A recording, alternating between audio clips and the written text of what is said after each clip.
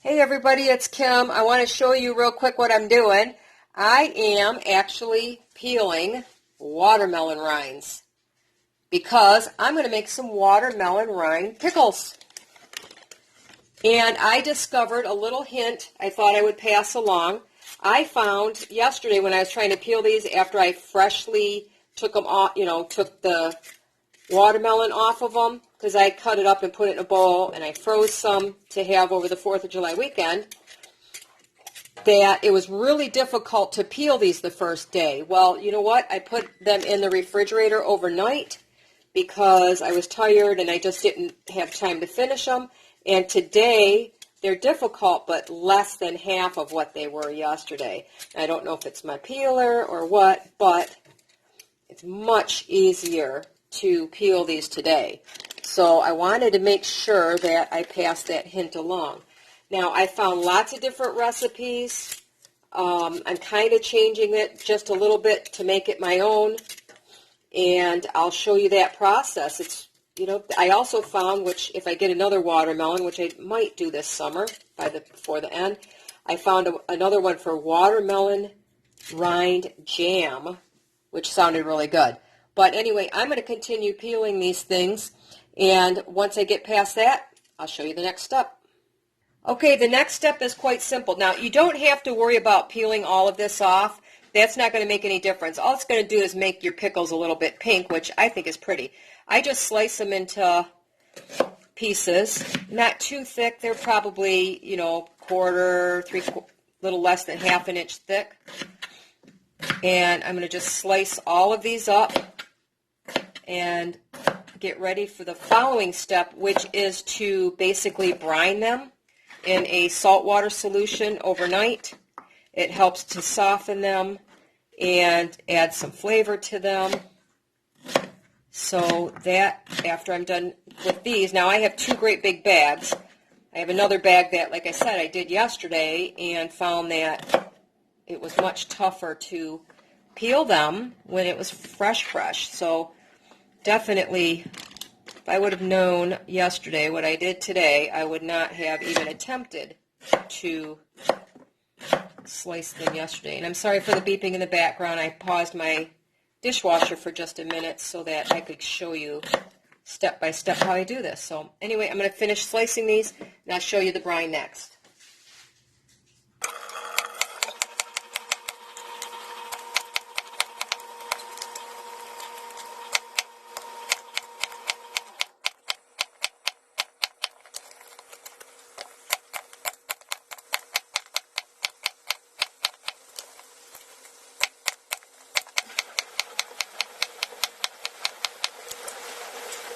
The next step that I do is you need a non-reactive container, plastic bowl, stainless steel, something like that. This happens to be a food grade bucket that I use for brining. In there I have 6 cups of water, and then you're going to want to add 1 cup of a pickling salt. This stuff is really cheap. You get a whole box of it for just a couple of dollars. So it works out really well for this step, because after I brine them, you're going to rinse it all off anyway. So don't bother using expensive like sea salt or Himalayan pink or whatever. So I'm going to dissolve that salt in here as best I can. And then it's just a matter of putting your rinds in there, because you're going to need to let this sit at least I like to set 4 or 5 hours at room temperature, or you could do it in the refrigerator overnight. So you want to incorporate this as much as you can, and I come by and I stir it up every now and then. If after an hour it doesn't look like I have enough water in here, I'll add like 3 more cups, another half a cup of salt, because I want to get these nice and wet with the solution. So nice clean hands, pack them down, and let them sit for a while. See, the water's almost to the surface, so I think after an hour or so I should have enough water in here to be okay. Like I said, if not, I'll just add a little bit more with some additional salt and let them set. So that's the next step. And like I said, you can do this overnight if you want to stick them in your refrigerator, or as long as possible, because that's going to get that salt nice and deep inside those pickles. Okay, now that the rinds have been pickled, and I let them go overnight because I got busy, I put them in the colander and I rinsed them really well so I can go on to the next step, which is making the pickling liquid. So let's go over to the stove and I'll show you what's next. Okay, well, hopefully this is a big enough pot. I think once I cook them down, it's going to be big enough. I don't know why I'm not focusing today.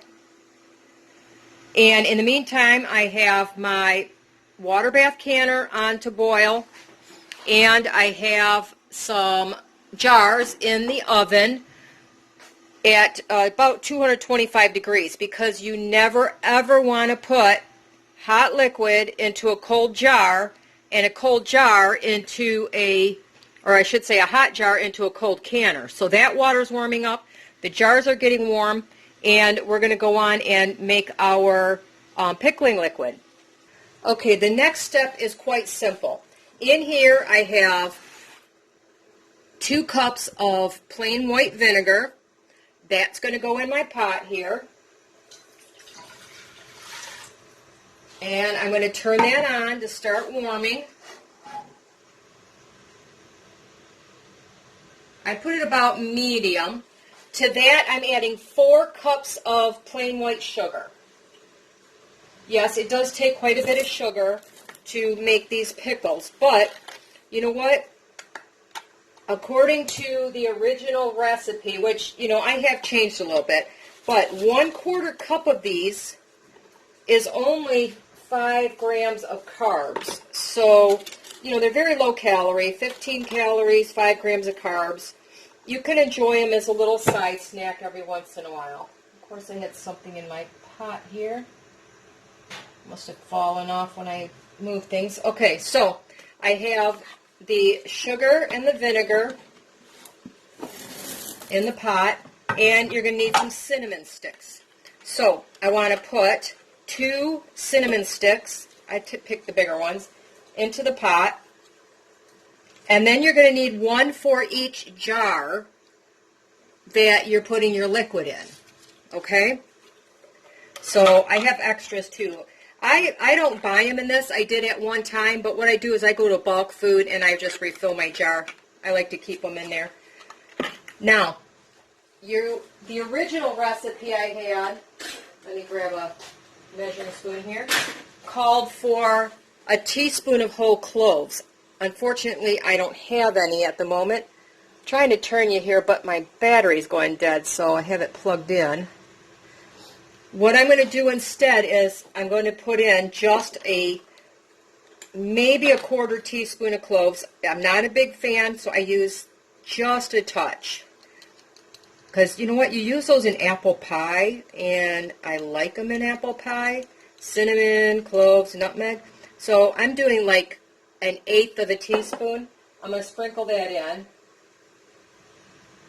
And I add, which is not in the original recipe, which I did find this originally on Taste of Home, I'm going to add a little bit of nutmeg because, again, I like it kind of like an apple pie filling, and I'm going to add about a 1/4 teaspoon to this recipe. Now, you could add, this is kind of a sweet mix, but you could add anything you like. If you like dill, add dill. If you like hot peppers, you like a little zing, add hot peppers. You can add you could put a clove of garlic in each one. It just depends on what your tastes are. The nice thing is that you can change this up to the way you like it. Now, I'm going to dissolve my sugar in here, and once I get to that stage, I'm hoping my battery's charged up enough that I can get you a little closer, because I kind of like you to see better. So let me put you on hold for a few minutes. I'll get that warmed up really well and charge up my battery for a few. Okay, you can see my liquid is just coming to a boil, and my sugar has dissolved. So now I need to put my watermelon into the liquid. I'm going to do this very carefully because it's going to be very hot. Try not to splash too much here. Okay,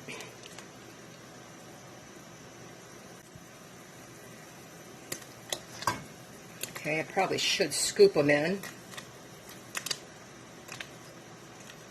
Once I get a few in, I can usually let them go pretty good. I'm going to put these in here. I'm going to stir them really well, and I'm going to let them cook for 10 minutes. You want them partly cooked, and I don't know if I'm going to fit them all, so I'm going to hold back on just a little bit until these get in here, because the original recipe calls for 8 cups of watermelon rind, and I believe I have more like 10 or 11. So I want to make sure that I get these down in here. Now, what I could do, which I may do, is add a little bit more vinegar in the ratio. Remember, it was 4 cups of sugar to 2 cups of vinegar. I can add another, say, cup of vinegar and 2 cups of sugar if I need to. But honestly, once these get soft, they're going to cook down a little bit. So I'm going to just try to get them all in here. And I know my pot's not big enough. I wish I had a stock pot, but like I say, I make do a lot with things that I have around here. But keep that ratio in mind. If you don't have enough juice or liquid, brining solution, whatever you want to call it, you can always mix up some more and heat it up once you get them in your jars as well. But I'm going to keep stirring this around for about 10 minutes. I'm going to try to get everything submerged over that time, and we'll get ready to put them in the jars once I get that far. So I'll be back in just a minute. Okay, while those are cooking, let me show you a couple of things that you're going to need in addition to, I have my jars in the oven, I have my pot of water on. You're going to need something to debubble the jars once you get these things in there, and I use an old plastic knife. It's fairly flexible, it's thin. I've never had one of those debubblers, never found one, never remember to order one, so a plastic knife works fine. You're going to need jar lifters, some way to get those very hot jars. If this is all you can afford, buy one. These are really invaluable when you're canning. Get a good pair that you can use one-handed if necessary. They have a good rivet here, and they're rubberized so you won't bother your jars. You're going to need a funnel of some kind. I like one that's got a little bit, bigger mouth so the food goes in better. A good ladle comes in handy. I've had this one for probably close to 30 years. It still looks like brand new. It's an 8-ounce size, so that's 1 cup, and it's stainless steel. And even in my horribly awful water situation here, it's held up really well. The last thing you need, a couple of things, is some rings, of course, and your lids. Now, I'm old school. I do warm up my lids. I don't boil them, but I do simmer them low. So I have those on the stove. I'm going to let those simmer on low for a few minutes until I'm ready to use, because again, I like my things, if I'm going to put things in hot, I want my things hot. And the last thing you're going to need for sure is some lids. Now let me talk to you about the different types of lids that I've used. This is the lids I use just about all the time. I paid, now the prices may have gone up. I've noticed the canning supply prices have really skyrocketed. I picked these up at Walmart. They're about $1.50 for a box. I've been using them for years. I can't even remember how many years. I'd say more than 10 at least. And I've never had a failure. So, for $1.54, that's a little over 10 cents a jar to have a lid, maybe 15 cents a jar to have a lid on your things. And I use these a lot for things I give away, these disposable lids. The ball lids. Now, I don't use these very often. I did pick up a couple of these recently. They were almost $4 in my area. because everybody went crazy with COVID and started buying things, especially people who've never canned before. They went out and bought the lids. The lids have gone up in price. These are the ones that say last up to 18 months. If you go on any group on the internet, you're going to find people are complaining that these tend to fail a lot easier. I've never had a failure rate with any of my lids, and I hope I don't with these, because I have not used these in a long time, especially since they changed them. So these were $3.79, I believe, for only 12 lids. We have an Amish store in my area. These Golden Harvest lids, I have used these in the past many times. I've never had a failure rate with these. These, if I can't get the ones from Walmart, the universal lids, these are my second choice. I've used them for years and years, never had a failure with these. Now my favorite for myself is the Tatler lids. Now I was so lucky. I picked up 10 boxes, which is 120 lids for $10 at a garage sale. They're normally anywhere from $10 to $15 a box. Granted, they're reusable up to 20 times. I have the boxes that I have open. I've used them 2 and 3 times, never had an issue. There definitely is a learning curve with these though, so if you want a video specific on how I use these lids, let me know in the comments below, and when I'm ready to process the food that I keep here that won't be gifted, then I will show you how to use these. I do not gift these because I want to make sure I keep them, because if something happens I can never get the other lids, I know I can have these. So anyway, I have the rind on. It's cooking down. I'm stirring it, and I need to cook it for a full 10 minutes at a boil, so it's not there yet. And I will come back when I'm ready to put things in the jars for you. Okay, these are done cooking. Now see how the rinds have turned kind of a translucent color, the majority of them. Before they were white. Some of them are a little, not quite as translucent, but that's what you're looking for. Do yourself a favor, don't crowd your pan. I did end up adding a little extra sugar and vinegar because it was just too hard to try to stir this and not have it so half of them were done and the other half weren't. So my next step is I just took my hot jars out of the oven, and they're right here behind me. So I need to get a couple of those ready to go. My water is boiling, my lids are warm. I'm just going to start with a couple of jars here. And what you want to do is put a cinnamon stick in each jar. These are going to be nice and cinnamony. They got to be lower than because you're going to leave a ½ inch head space. So don't put too tall ones in there. Excuse me. I use my funnel. And what I like to do is, when I first start, I like to kind of, I'm not sure if you could see this very well. Let me get you back in a better view here. I like to strain some of the juice off when I first start putting them in jars. Let's see, get a good view for you here. So I use my spider, and then I dump it into my funnel a little bit. I'm not looking to get them dry, but I find it helps me get them in there so they're not floating as much. Sometimes you'll really get them floating. You don't want to pack them in super tight, but you want them so they're not going to float. Then I could take my little knife, make sure I have my head space with the rinds. Okay, and now I can add a little bit of the brine, the liquid here.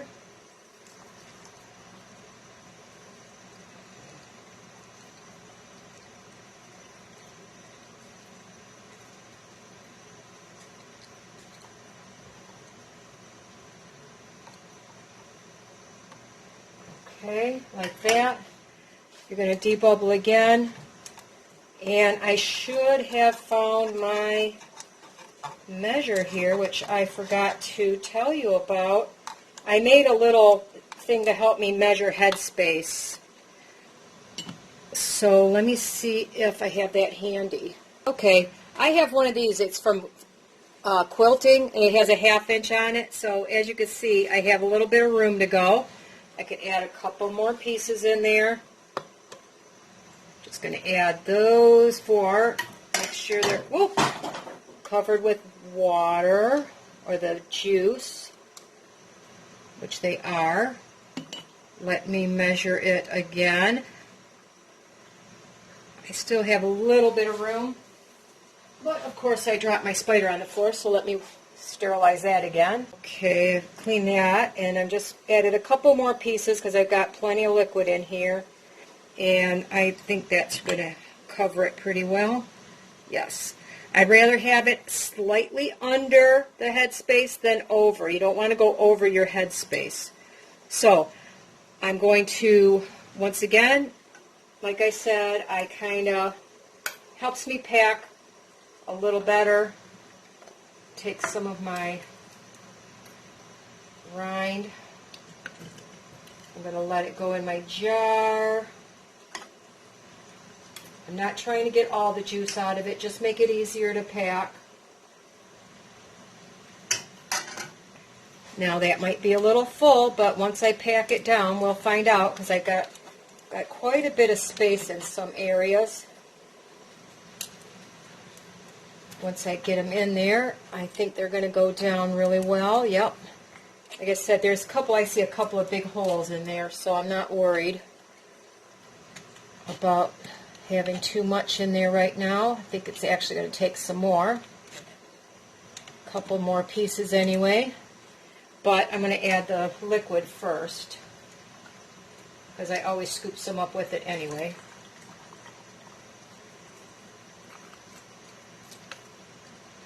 If you put too much in, you can always use a spoon and take out extra if you don't have your headspace. I may have been a little over generous with that jar. Make sure there's no bubbles.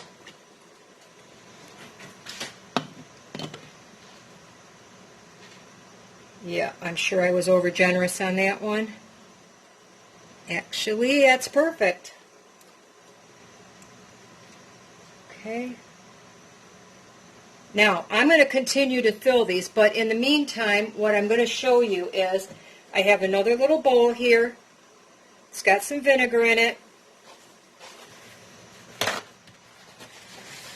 Anytime you can, you want to take vinegar and wipe your lids off, the rims of your jar. Of course, before you even work with your jars, you want to check your rims and make sure there's absolutely no chips in them or cracks or anything like that. So I wipe mine down really well. I don't know if I showed you this in my tools. I love this thing. It's got a little magnet on it. I picked that up recently. Before I had that, I just put literally a magnet on a string. So if you're on a budget or just starting and you can't find one, don't worry about it. There's other ways to get them out. Now I'm going to put my lids on.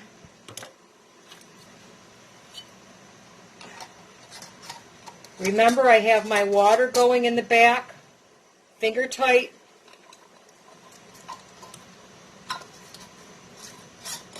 Jars are very hot, so if you need to, grab a hot pad. And you tighten them finger tight. I just use my fingers and give them a little twist. I want them snug but not like over tightened. And then I'm going to put these in my water bath while I do the rest. I leave my rack up so they stay warm, but they're not submerged yet, and I'm going to continue to fill my jars. Once I'm done with that, I'm going to turn them on at a rolling boil. You want to make sure it's not a super hard boil, but you want to see bubbles coming up for 10 full minutes once those bubbles start coming up again. So let me get that far and I'll be back. Right, that worked out about perfect. This is all the liquid I have left. Oh, don't throw that away. That's really tasty. You could, if you drink alcohol, you could add a little vodka to it. You could pour it on something. It's sweet. It's not spicy. It's not, you think with the vinegar, it's not going to taste good. And then this is all I had left. So I'm going to have me a little treat later. But I saved the liquid. You never know. If you want something to go a little bit sweet, you could put that in it. You can freeze it. You could save it if you make some more. But anyway, if you save things like I do, you don't waste anything. I'm going to just put a lid on that, and it's going to go in my refrigerator for just a little bit. That way, if I don't use it up within 4 or 5 days, then I'll get rid of it. Otherwise, I'll try to find something to do with it. In the meantime, I have those on boiling in my canner back there. And they're going to be on for 10 full minutes. Then you turn the heat off, let it sit for 5 before you bring your jars out of the water. And I'll show you the finished product when we're done. All right, everybody. I want to show you what we got. They're already popping for me. I think you can hear them in the background. They look fantastic. I ended up with, let me show you, I'm really excited here, from something that would have been thrown away. I ended up with all of these beautiful jars of watermelon rind pickles. There you go, 6.5 pints from a kind of a medium-sized seedless watermelon that I peeled and brined, and then we cooked it just now. Look how gorgeous that is. I have a couple left over, and I'll do a taste test here in just a minute. Let me tell you, I'm a hot mess. It is hot in here. Anyway, these little leftovers are really good. A little salty from the brine, a little sweet from the sugar, a hint of tart once they've been in the jar. Excuse me, my mouth full. Once they've been in the jar with that cinnamon stick for a while, they're going to be so good. Anyway, if you try this recipe, let me know what you think. I think it's going to be a new family favorite here. Have a wonderful day, everybody. Enjoy. Don't waste. That was watermelon rind that should have been thrown in the garbage that I made pickles out of for my family.